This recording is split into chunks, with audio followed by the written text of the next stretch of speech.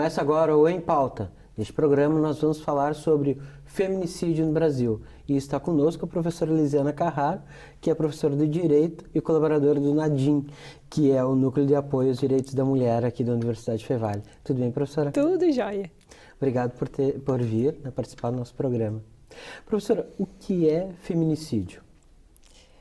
Eu agradeço o convite e o tema é muito discutido, ainda mais no mês de agosto, né, que nós temos o aniversário da Lei Maria da Penha.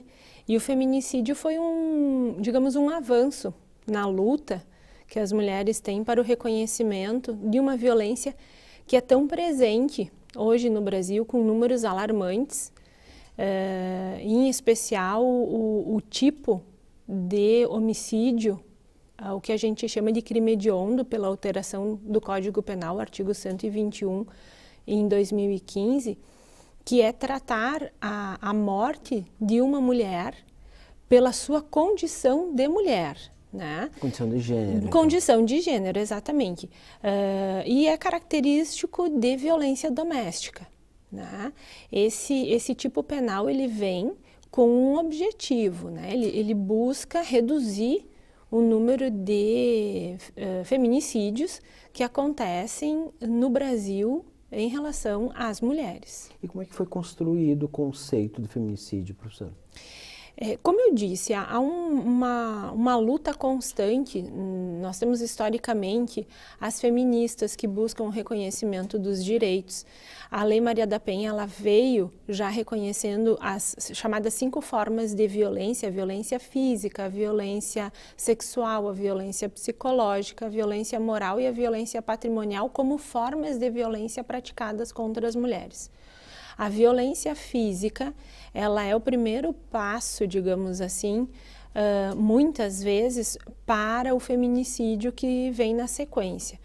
Então, até o número de chamados no 180, pedindo ajuda, pedindo auxílio, fez com que o legislador buscasse se uma pena aumentada, né, e uma tipificação desse tipo de delito mais gravoso do que é o caput do 121, que é matar alguém.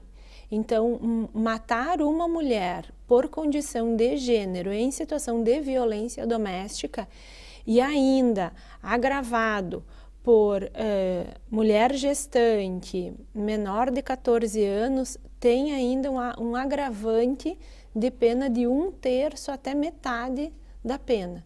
Então, ela vem, essa alteração, para reduzir o número, para fazer com que os homens, né, não cometam mais esse delito. Nós temos uma cultura de fazer legislações mais pesadas, com penalidades mais fortes, a fim de que as pessoas não cometam esses crimes, né? Mas, infelizmente, a gente não está tendo um bom resultado, mesmo depois dessa alteração de 2015. Pois é, professor, qual a importância, né? Antes o feminicídio não estava na lei, né? Era um crime como qualquer outro, agora ele é tipificado, né? Um crime de ódio ao gênero, ódio à mulher. Então, qual a importância de demarcar esse terreno? Nossa, como eu disse, é um ganho representativo das lutas das mulheres. Nós temos várias pesquisas feitas, nós temos relatórios de segurança, tanto estadual quanto nacional. Nós temos a ONU, criou a ONU Mulher para trabalhar essas questões de gênero. Evidente que não é um problema só do Brasil, né? A violência, ela acontece em outros países, mas de acordo com a pesquisa da Organização Mundial da Saúde, a OMS, nós estamos num ranking do 5º país que mais mata mulheres.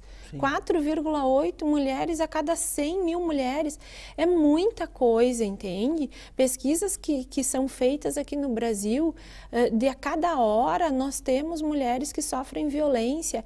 É muito grave por uma questão de cultura, por uma questão de constituição do homem que resolve seus conflitos pela força, mas isso não pode continuar. Então tem um ganho representativo, sim, reconhecer esse tipo penal como sendo um tipo penal diferenciado, e eu gosto sempre de esclarecer, eu dou sempre o exemplo, né? Você é assaltada e acaba sendo baleada e vem a morrer desse assalto. Isso não é feminicídio. Agora, eu, numa relação afetiva, numa relação conjugal, ter o meu marido, o meu esposo, que me bate, ou efetivamente, após uma ameaça, ou muitas vezes nem isso acontece, ele efetivamente chega às vias de fato e vem a me matar por essa condição caracterizada de violência doméstica, aí sim cabe o olhar do legislador, né, e do aplicador desta norma para a configuração do tipo feminicídio. Professora, então, a senhora estava comentando, né, no Brasil, o 5º país que mais mata mulheres no mundo, né? A cada 11 minutos acontece um estupro, no ano passado foram mais de 60 mil estupros no país, né? Então, isso é um resultado de uma cultura, né? Como é que se pode desarmar essa cultura machista, patriarcal, que é arraigada, né, no nosso modus operandi brasileiro? Nós enxergamos como uma forma de mudar um pouco isso através da educação. Pois é, aí eu quero fazer uma provocação, né, nesse sentido. O governo Dilma ali tentou implantar via MEC, né, a cartilha sobre educação de gênero. A bancada evangélica foi contra, junto com a bancada evangélica da Bíblia, né, junto com a bancada do boi e da bala, impossível passar no Congresso. Que outras formas, além da educação escolar, que seria o que o governo, né, federal poderia imediatamente implantar, já que via Congresso está muito difícil? Políticas públicas. Políticas públicas voltadas para a erradicação dessa violência, não só com um olhar para as mulheres, mas também com um olhar para os homens. Quando eu respondi primeiro teu questionamento em relação à educação, nós temos um projeto aqui na Fevale que se chama NADIM, né, Núcleo de Apoio aos Direitos da Mulher, e nós temos uma equipe multidisciplinar que trabalha o curso de Direito junto com o curso da Psicologia. E o curso da Psicologia montou um projeto para trabalhar nas escolas, em especial direcionado aos adolescentes, então alunos do ensino médio, que se chama Violência no Namoro. Começa a trabalhar dentro das escolas com os jovens como são as caracterizações da violência, já a violência caracterizada, estipulada na Lei Maria da Penha, dentro dos relacionamentos, falando uma linguagem que se aproxima muito a deles. Então, abordam as questões do ficar, abordam as questões do empurrão, abordam as questões dos ciúmes, né? de não deixar as meninas saírem com as outras meninas, enfim. Há todo um trabalho feito pelo projeto com as escolas. Na segunda intervenção que tu trazes, e eu te disse políticas públicas, é porque nós temos a tendência de olhar a violência doméstica e direcionar as ações para as mulheres.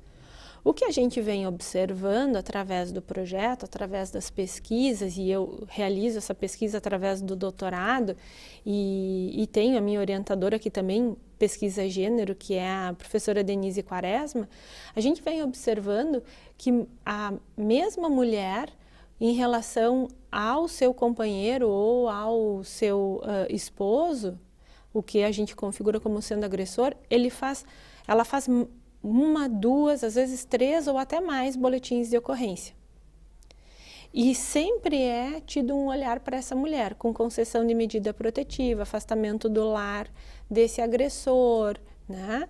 E aí, por uma razão ou outra, ou por questão de medo, ou por as ameaças, ela acaba retornando ao lar e ao relacionamento. Outras rompem esse relacionamento, só que esse agressor, ele vai ter outros processos em que ele vai ser acionado pela Maria da Penha com outras companheiras, com outras esposas. Desculpe interromper, professora, mas não há um elemento econômico também? E quando mulheres, né, sofrem violência, por exemplo, do seu companheiro e acabam retornando, não há também um componente econômico que às vezes a mulher não consegue sustentar fora daquela relação economicamente, e aí falta uma política de Estado que dê possibilidade de uma autonomia e para que essa mulher recomeça a vida? Sim. Importante o que tu falas, para a gente deixar bem claro para quem nos ouve, que a violência doméstica acontece em todas as classes sociais.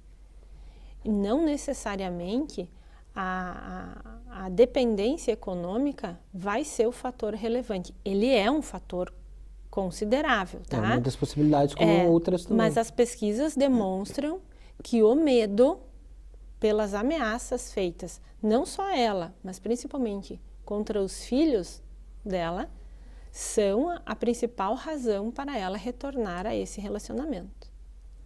Nós temos políticas públicas no município de Novo Hamburgo, por exemplo, nós temos o aluguel social. Se porventura essa mulher não tem para onde ir, então há disponibilidade através de um centro de referência, o Centro de Referência Viva Mulher, onde também tem uma equipe multidisciplinar, assistente social, psicóloga, para atender e acolher essa mulher, para que ela possa, então, ser direcionada para um espaço onde ela se organize, se estruture, né?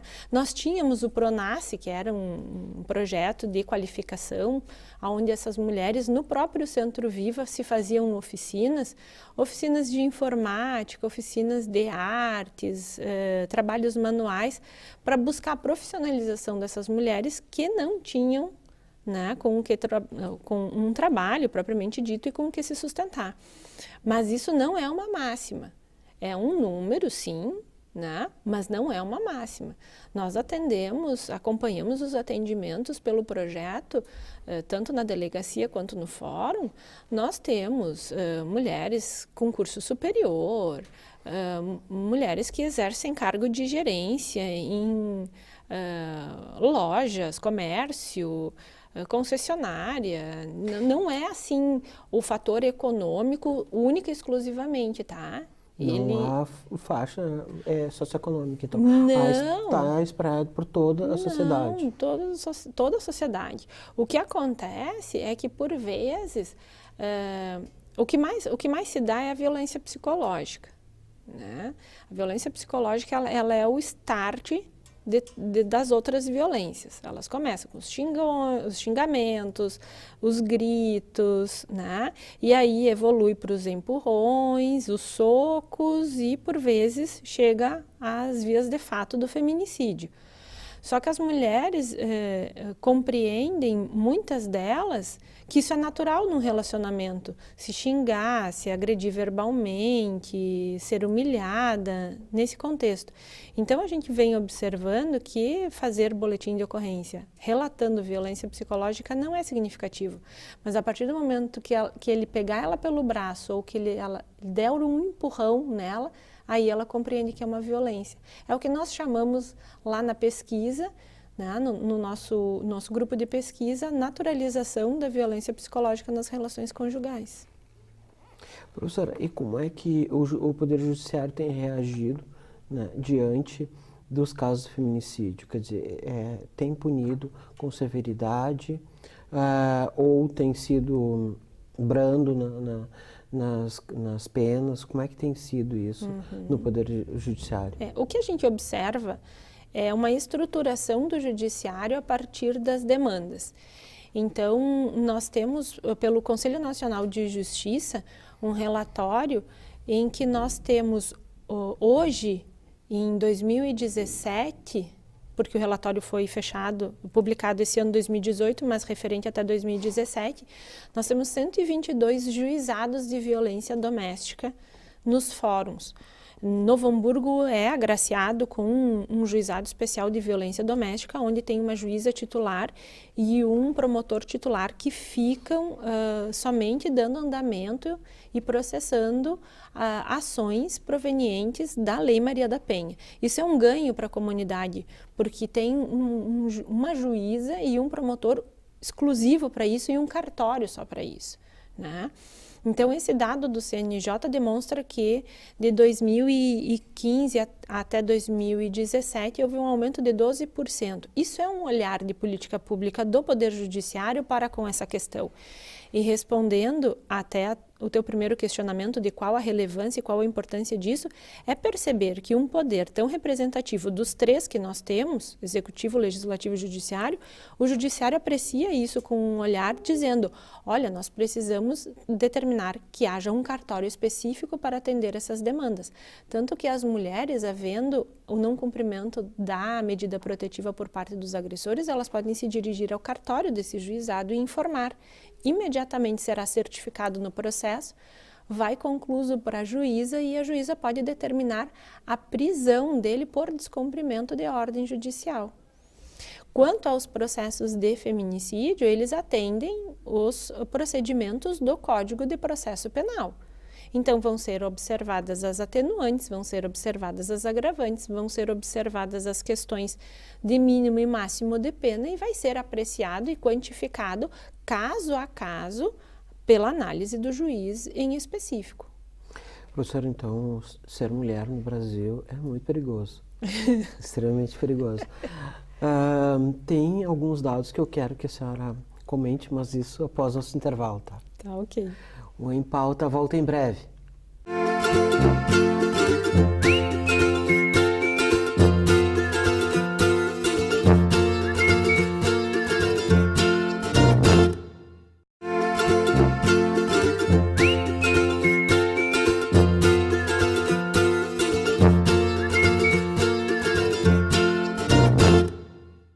Voltamos com o Em Pauta, hoje falando sobre o feminicídio, está conosco a professora Elisiana Carraro. Professora, este mês, né, agosto, a Lei Maria da Penha se completa 12 anos. A lei do feminicídio já tem 3 anos, é de 2015. E os números não melhoram, né? Então, quer dizer, não é questão de lei, de rigor, né, de punição, é uma questão de cultura. Como podemos desarticular essa cultura? Como fazer os homens entenderem que a mulher, né, a sua companheira não é sua posse, é uma pessoa como ele? Sim. Como nós estávamos conversando no nosso primeiro bloco, além de nós trabalharmos essa questão nas escolas, com a educação dos jovens, nós, com os nossos filhos, nós também temos que pensar algumas ações voltadas a esses agressores, né?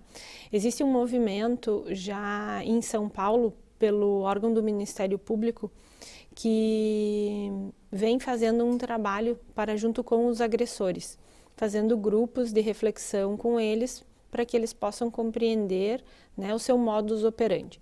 O Nadim, ele também vem fazendo isso, né, numa parceria com o Poder Judiciário, onde a juíza titular da vara do Juizado da Violência Doméstica, ao despachar a medida protetiva, quando vai o mandado por oficial de justiça ao agressor, junto com o despacho tem ali uma indicação que ele deve comparecer ao atendimento psicológico, uma triagem. Então, a equipe da psicologia do Nadim faz essa triagem e faz um grupo com esses agressores.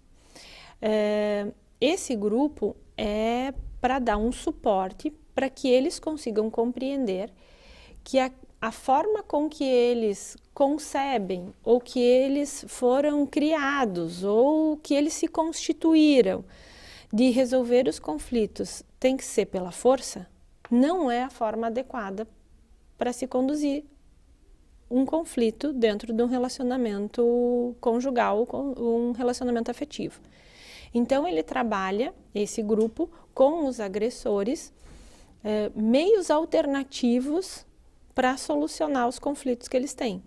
Mostrar que não é batendo, não é agredindo e não é chegando às vias de fato que eles vão conseguir resolver o problema que eles têm com as companheiras ou com as esposas. Então, isso é muito importante.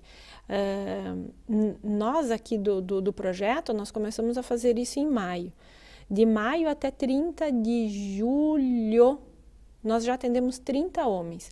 Porque como não há uma obrigatoriedade, né, não é uma convocação, isso quer dizer, se ele não for, não é que ele vai ser preso, mas a doutora pede para que haja uma manifestação, né, no sentido de que se ele foi, se ele compareceu, se ele aderiu a esse projeto.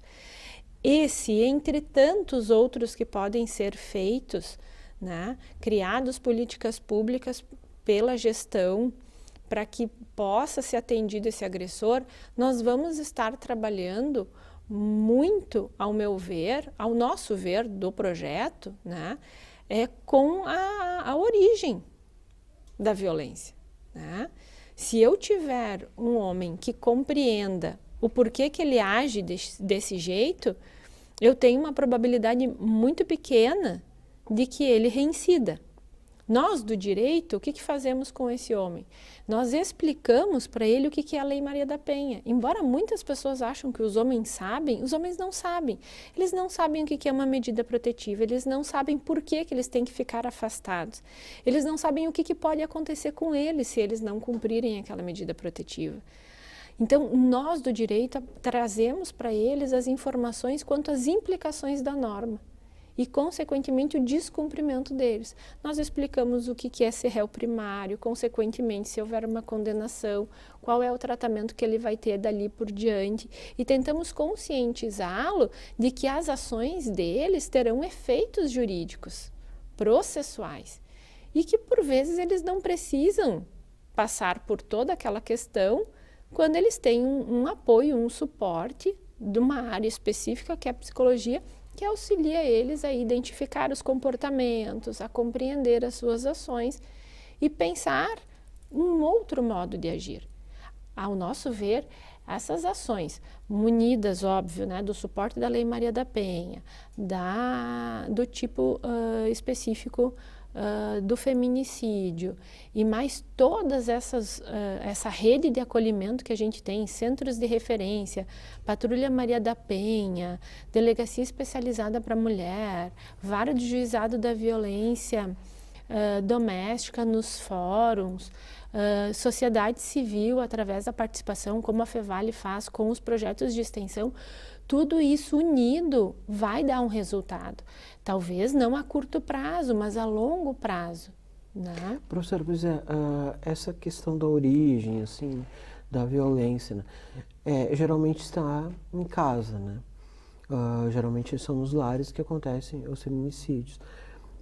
E as mulheres, né, estão maciçamente nos lares brasileiros, às vezes são elas provedoras das famílias, né?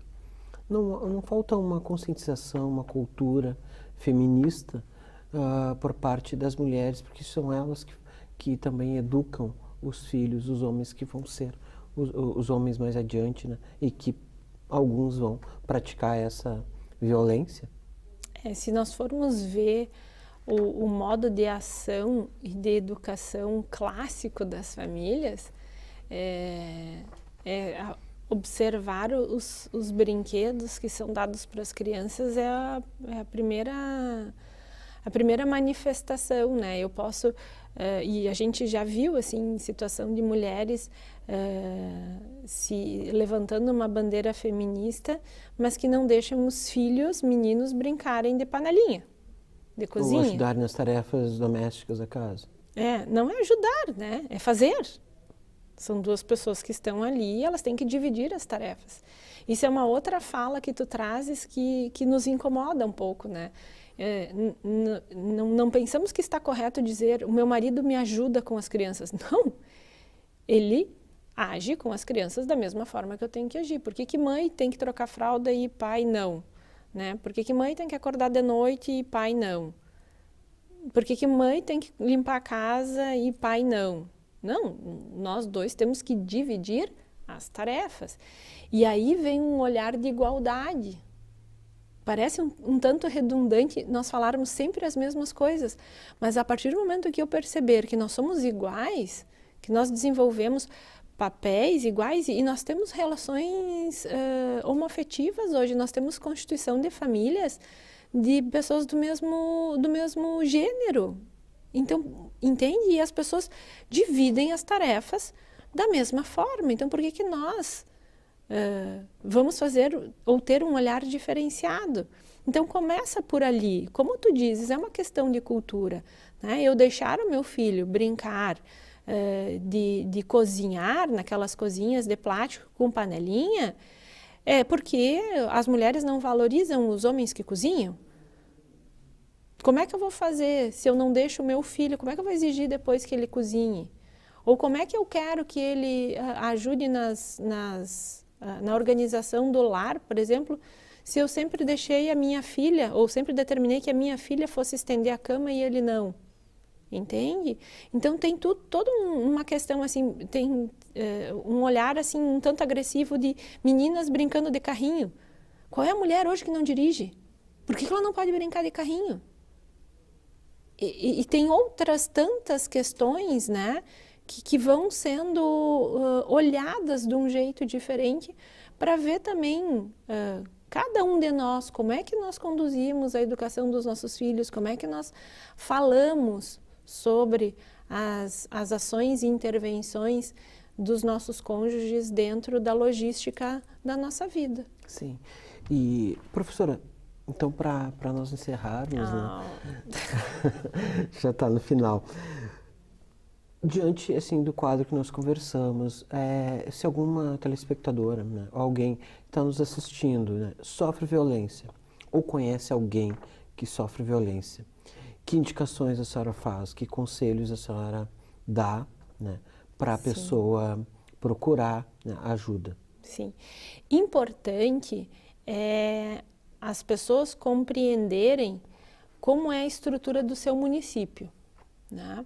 O município de Novo Hamburgo, por exemplo, ele tem o que a gente chama de rede de acolhimento. Então, nós temos os Centros de Referência de Assistência Social, que são os CRAS, que estão situados em bairros, né? Que é um espaço onde a mulher pode se dirigir, se for um espaço mais próximo, para buscar orientação, e ali ela vai ter, inclusive, o suporte da condução, da indicação dos espaços. Nós temos o Centro de Referência Viva Mulher, que é uma casa lilás, né, que fica no centro de Novo Hamburgo, com essa equipe multidisciplinar para acolher essas mulheres, onde tem um carro que fica à disposição com o motorista para conduzir para uma delegacia, para um exame de corpo de delito, né, para um hospital. Então tem toda uma estrutura dentro desse centro de referência, além da equipe multidisciplinar, também um facilitador de logística para que ela seja deslocada para os espaços para que ela possa dar andamento.